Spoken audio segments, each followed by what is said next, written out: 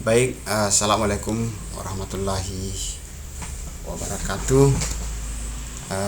Pada kesempatan kali ini, saya akan mencoba untuk membahas satu isu yang menurut saya ini adalah isu ini bagus kita baca. Ya, ini adalah jurnal dari terbitan Amerika ya. Penerbitnya adalah Wiley. Wiley ini adalah penerbit yang luar biasa high class ya. Jurnalnya adalah American Journal of Human Biology.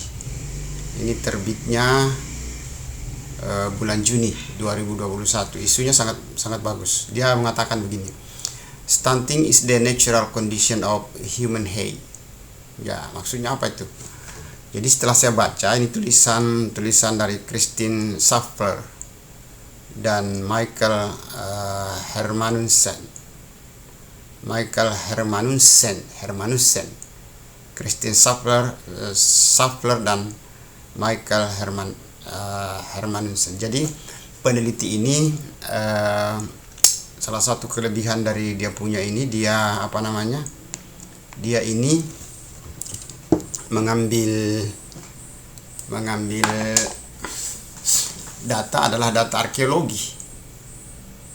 Bayangkan itu, data arkeologi itu melihat apakah sebenarnya tinggi badan manusia itu alamiah atau bisa dibuat tambah tinggi atau seperti apa. Kan sekarang isunya itu stuntingnya di Indonesia. Nah, dari penelitian ini dia membuka data arkeologi itu 1877 sampai 1913. Buset. 1877 sampai 1913 periode itu. Apa yang dia temukan berdasarkan data arkeologi itu ternyata tinggi badan orang Eropa. Tapi kita bicara orang Eropa. Jadi tinggi badan orang Eropa itu tidak lebih dari 170 cm. Pada periode itu. Lalu pertanyaannya kemudian, kenapa di abad ke-20? Ya, abad ke-20. Ini kan kalau 1800 abad ke-18 kan? Abad ke-18 sampai abad ke-19. Tinggi badan orang Eropa itu tidak lebih dari 170 laki-laki. Perempuan tidak lebih dari 150. Nah, ini menarik ini. Lalu timbul pertanyaan, kenapa tiba-tiba saat ini di abad ke-20 tinggi badan orang Eropa itu mainnya di 175 sampai 180-an. Ya, 180. Dia jumping tingginya.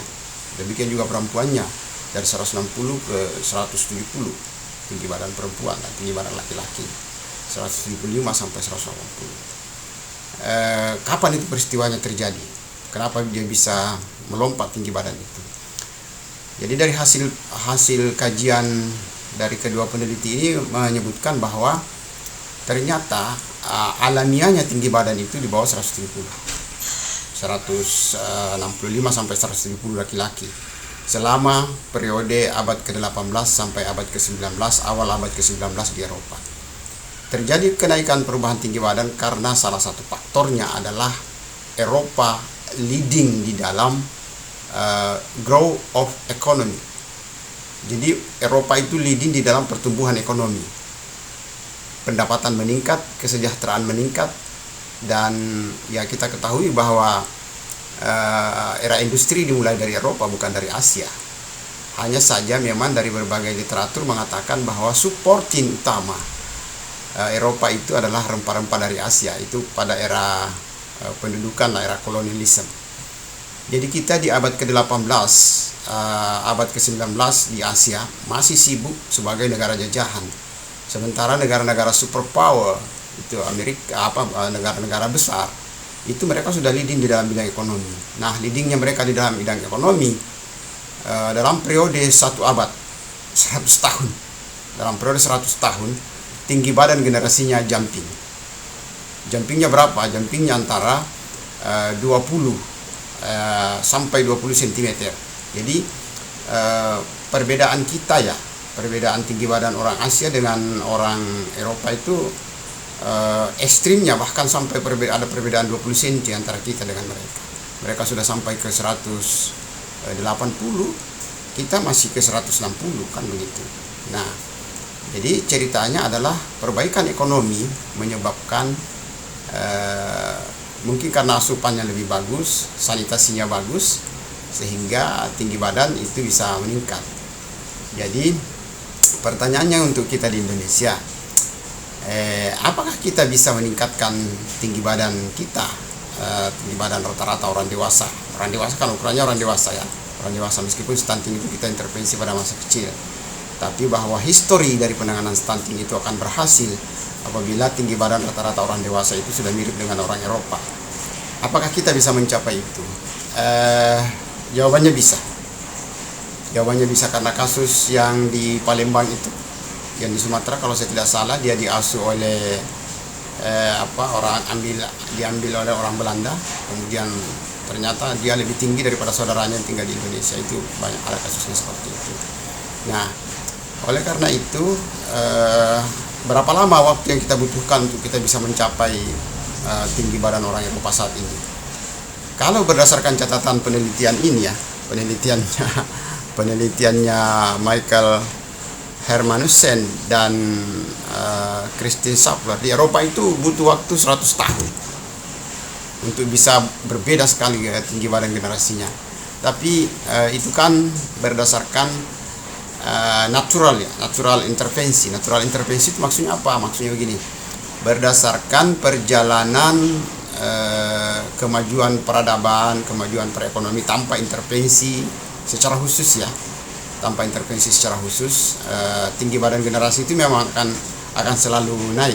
Nah, kita ketahui kenapa? Karena kan data yang saat ini ya dari WHO mengatakan itu stunting itu sebenarnya bisa turun sekitar 2% per tahun dengan natural intervensi. Kalau di Indonesia saat ini ya 1,6 kalau saya tidak salah, 1,3 atau 1,6 penurunan stunting per tahun dengan intervensi yang sudah natural. Jadi alamiahnya kalau kita menjalankan program itu natural saja, biasa-biasa saja, memang stunting itu generasi itu kan lambat laun akan memang menjadi tinggi, tapi dia pelan-pelan.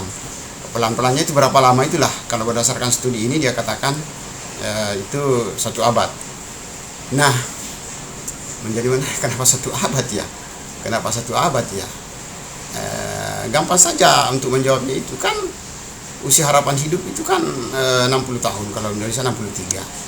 Nah, otomatis keturunannya setelah 63 tahun kan keturunannya itu sambung menyambung. Ya memang ditaksir sekitar itu kalau memang betul-betul terjadi perbaikan ekonomi. Itu kalau terjadi perbaikan ekonomi. Kalau tidak terjadi perbaikan ekonomi, apakah tinggi badan generasi di bangsa itu akan membaik? Di sini di tulisan ini katakan stunting is a political turbulence. Ini kalimat yang menurut saya kalimat yang sangat sangat menyindir. Kenapa sangat menyindir? Karena katanya kalau banyak orang yang stunting di negara itu sebenarnya turbulensi politik. Turbulensi politik itu sangat ramai di negara itu. Ya, artinya negara yang kacau balau memang akan banyak akan lambat sekali pertumbuhan tinggi badan generasinya. Nah, ya memang kalau kita berbicara politik, salah satu memang faktor yang mempengaruhi penanganan stunting itu adalah the power of politics, atau di dalam beberapa referensi mengatakan political commitment, influence of nutritional status inside the country. Jadi political commitmentnya. Tapi teman-teman sekalian di seluruh Indonesia, siapapun yang mendengarkan ini, ilmu politik itu bukanlah ilmu yang sembarangan. Induk dari segala ilmu sebenarnya ilmu politik, karena ilmu politik fundamentalnya adalah seni mendistribusikan sumber daya, seni mendistribusikan keadilan. Melalui mana? Melalui parlemen. Nah, persoalannya parlemen paham tidak bagaimana mendistribusikan keadilan kepada masyarakat? Ini kan masalahnya.